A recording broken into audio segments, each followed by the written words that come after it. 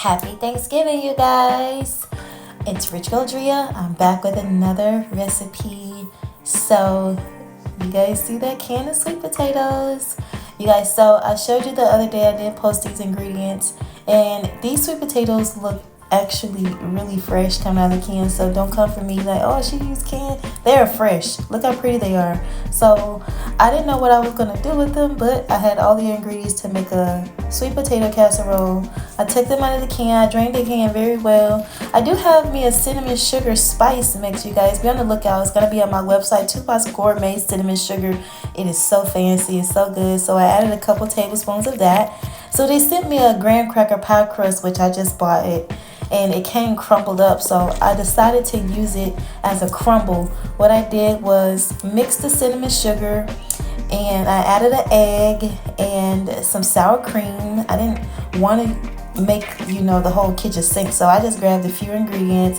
I put a pinch of pink salt, and I mixed in the sour cream and the egg in with the sweet potato with the cinnamon sugar. I added in a little bit of vanilla, a little bit of nutmeg, and that's all you need. Sweet potato casserole is so easy to make, and of course you can use fresh sweet potatoes, but you can keep the same ingredients. It whipped up very well, which I never tried sour cream, and I was very impressed. I smoothed it out really well, but I broke up all the graham cracker crumbs with my fingers because the pie crust itself, and it turned out very well. I have a bag of pecans. Yes, this is the star of this recipe. For me, it is. So, of course, I have a fresh bag of pecans, and I just take my knife and I chop it down to rough size pieces. So, make sure you chop this down really, really good, you guys.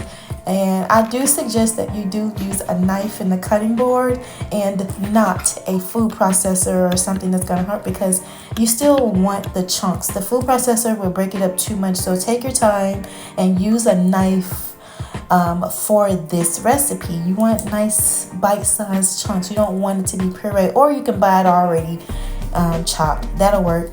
So I mixed the graham crackers and the pecans together. Just make sure you smooth it out in the pan evenly, or you can put heavy whipping cream in it. That worked too, okay? And also I added some of my cinnamon sugar mix into the topping. This is the crumble, okay? So this is the graham cracker crust and the pecans mixed together. So good. Y'all know this recipe turned out good. And I ain't even plan on making this. It turned out super good.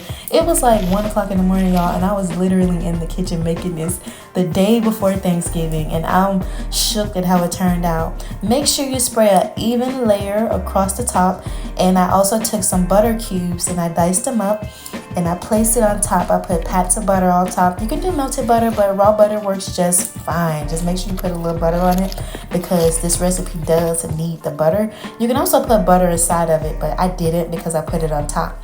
Go ahead and put it in a 350 degree to 375 degree oven and let it bake slowly, okay?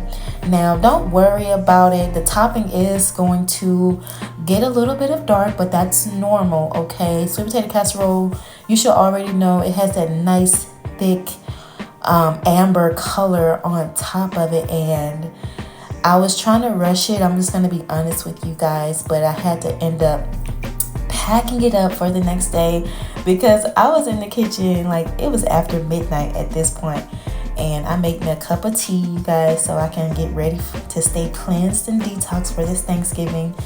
And I was just waiting. Now I think it will take about 45 minutes to an hour, so you do have to let it cook.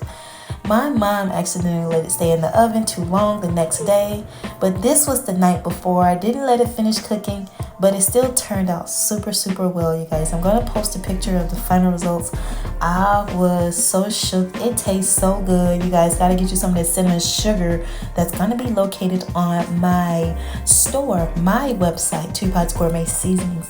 That cinnamon sugar has been elevating all my stuff that I like to put cinnamon in.